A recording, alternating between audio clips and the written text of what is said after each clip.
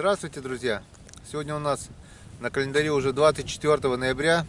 Это наш Супергена.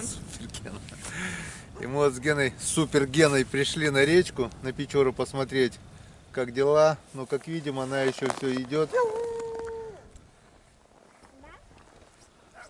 Вот такое состояние Печоры на 24 ноября. Лед уже плывет большими пластами, но плывет. Все никак не может застопориться. Не хватает мороза. Уже минус 17. Обещают до минус 30. Не знаю, дождемся эти минус 30, не дождемся.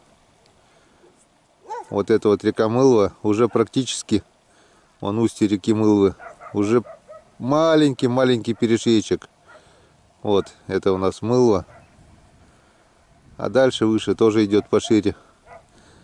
Осталось совсем немножко, и Мылва встанет. Ну а потом и наша Печора.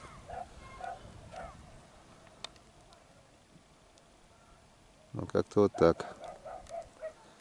На рыбалку я сегодня не пошел, сделал себе выходной, так как нет возможности выйти на середину нормально, поставить палки туда, куда надо. Ждем ледостава. Сегодня уже у нас 24 ноября. Больше месяца уже идет лед. Не знаю, когда уже это все закончится, когда уже наступит крепкий лед и сможем мы выйти на лед. И еще, завтра 25 ноября, День матери. Поздравляю всех матерей с этим замечательным праздником. Жалко, что я не смогу поздравить свою мать, ее уже, к сожалению, нет. Вот уж почти 2 года. Так что, дети, берегите матерей, пока они живы.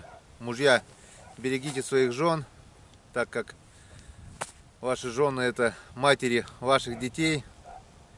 Всем добра и всем счастья. Пока, это наш Супергена. Всем пока. И на канале Коми Рыбак.